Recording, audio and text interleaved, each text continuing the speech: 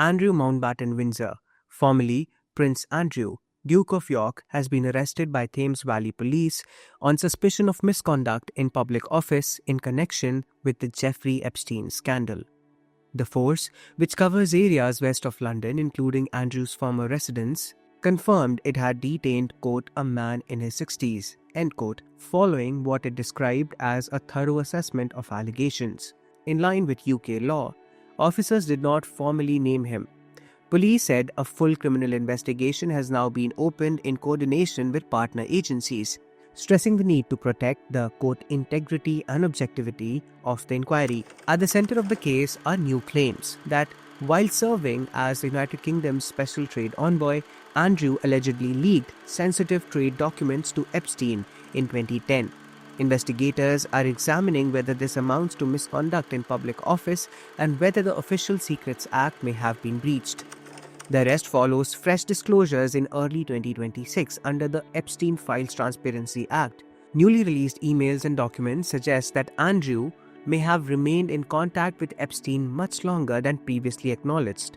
One email reportedly stated, quote, "We are in this together and we will rise above it," end quote. Andrew's association with Epstein dates back to the early 1990s, when they were first introduced through Ghislaine Maxwell, now a convicted sex trafficker. Over the years, Andrew traveled on Epstein's private jet, visited his private island, Little St. James, and hosted Epstein and Maxwell at Balmoral. In 2002, he reportedly gave them a private tour of the Buckingham Palace. The most serious allegations came from an American woman who accused Andrew of sexual assault when she was 17, claims he has repeatedly denied. His 2019 interview on BBC Newsnight, intended to defend himself, instead provoked widespread criticism and led to his withdrawal from royal duties.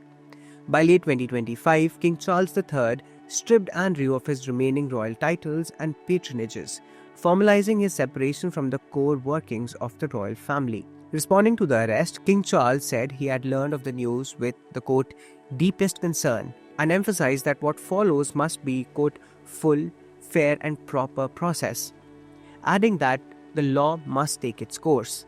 The palace has indicated it will cooperate with authorities. Public reaction has also been sharply divided.